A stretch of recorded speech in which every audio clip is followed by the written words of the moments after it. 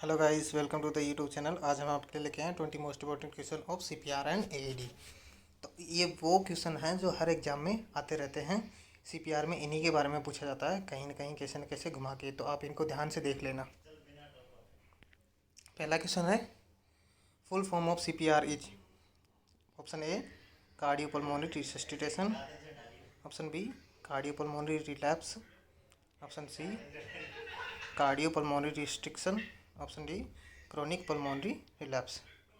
तो इसका right answer क्या होगा, देखते हैं। Right answer is cardiopulmonary resuscitation. ठीक है, अब हम दूसरे क्वेश्चन के बारे में बात करते हैं। What is the next step immediate after defibrillator show. Option A check carotid pulse, option B start CPR, option C give breath, option D start IV line.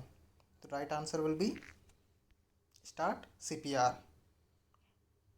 ये लास्ट एग्जाम में, एम्स एग्जाम में पूछा गया हुआ question है, तो आप इसको ध्यान में दे लेना कि जब भी हम डिफिब्रिलेटर शॉक देते हैं तो उसके बाद कैरोटिड पल्स चेक नहीं करते, सीपीआर देते हैं।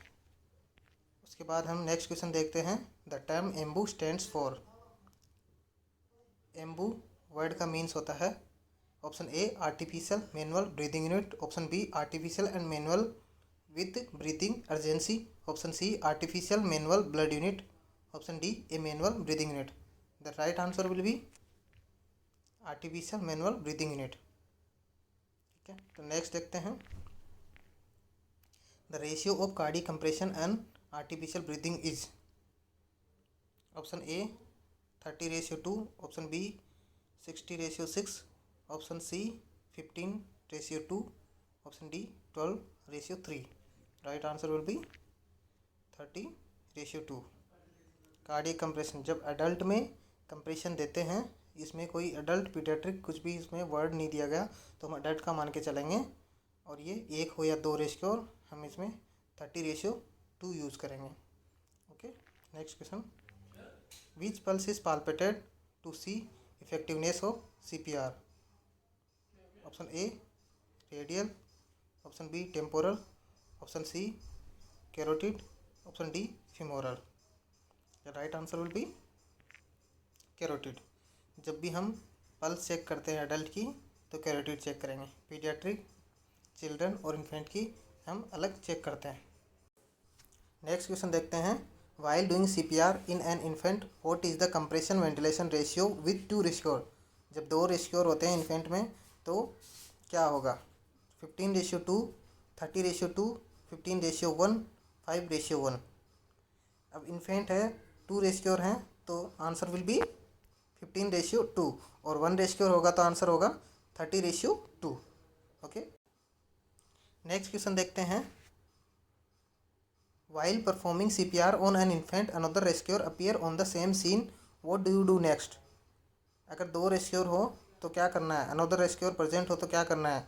Option A immediately transport the patient, wait until exhausted, then switch, have the second rescuer help with CPR to minimize fatigue, have the second rescuer begin ventilation ratio 30:2।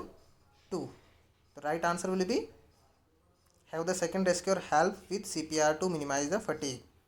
दूसरे rescuer को बुलाना है help के लिए, CPR में fatigue कम से कम हो। Next question देखते हैं। Where should you place the AED pads when treating an infant for paediatric cardiac arrest.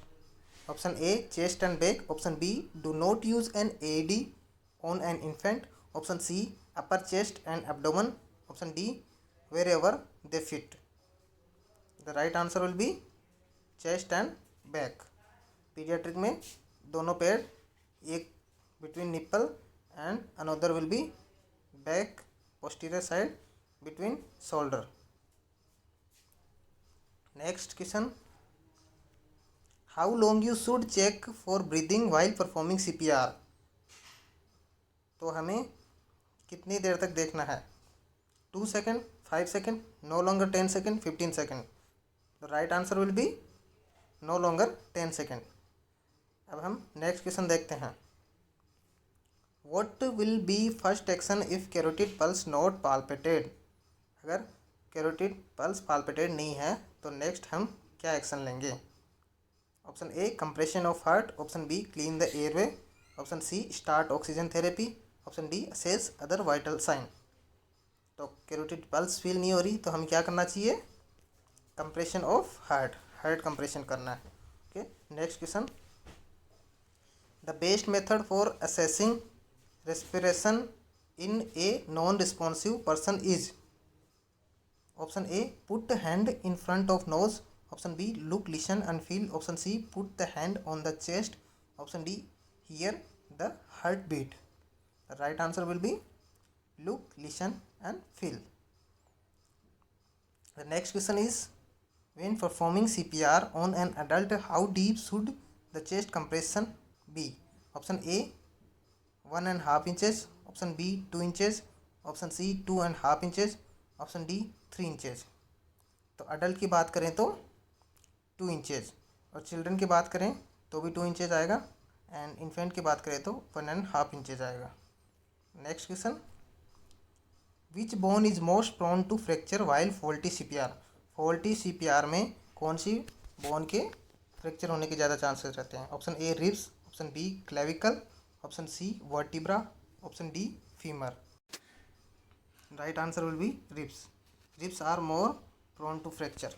Okay, next question देखते हैं, the objective of BLS include? BLS का ऑब्जेक्टिव्स क्या होते हैं? CAB, BAC, ABC and BCA। तो इसका ऑब्जेक्टिव होगा CAB, पहले ABC था। नेक्स्ट क्वेश्चन देखते हैं। ओके, इसका आंसर विल बी CAB।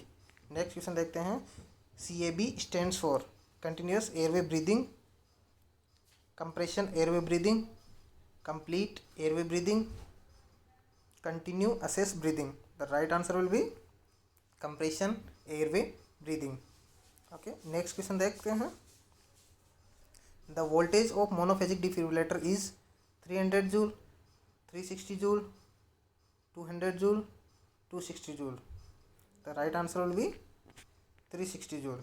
और बाईफेजिक का वोल्टेज 120 to 200 जूल होता है, और मोनोफेजिक का 360 जूल सिंगल होता है, उसकी रेंज होती है अलग अलग। नेक्स्ट क्वेश्चन देखते हैं, after finding someone who is unresponsive has a pulse but does not appear to be breathing, you find you are unable to give them CPR, what do you do next? Option A begin CPR, option B repeat the head till chin lift maneuver and attempt a breath again, abdominal thrust, Heimlich maneuver। The right answer will be repeat the head tilt and chin lift maneuver and attempt a breath again। Breathing सही से नहीं कर पा रहा तो उसकी position change करनी है। The next question is, in case of accident what would you first examine? Accident के केस में हम सबसे पहले क्या एग्जामिन करेंगे? Patent airway, fracture, possible head injury, haemorrhage. तो सबसे पहले हमें क्या करना है? Examine. Right answer will be patent airway. हमें fracture, possible head injury, haemorrhage नहीं देखना है, सबसे पहले हमें एयरवे को मेंटेन करना है।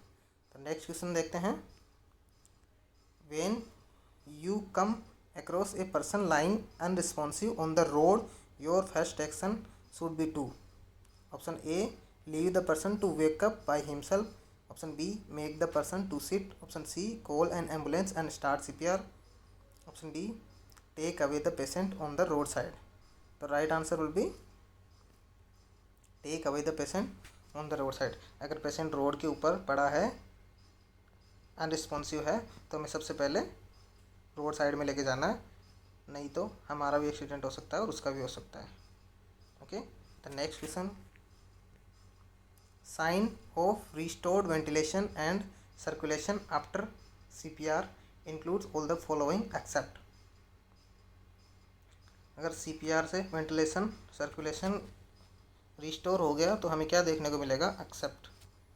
Option A improved colour, option B return of stronger pulse, option C increase body temperature, option D return of systemic blood pressure. The right answer will be increase body temperature. Colour हमें improve देखने को मिलेगा, stronger pulse देखने को मिलेगी, systemic BP देखने को मिलेगा, लेकिन बॉडी टेम्परेचर इंक्रीज़ नहीं होगा। हाँ, नॉर्मल हो सकता है लेकिन इंक्रीज़ नहीं होगा, फीवर में नहीं जाएगा। Thanks for watching video.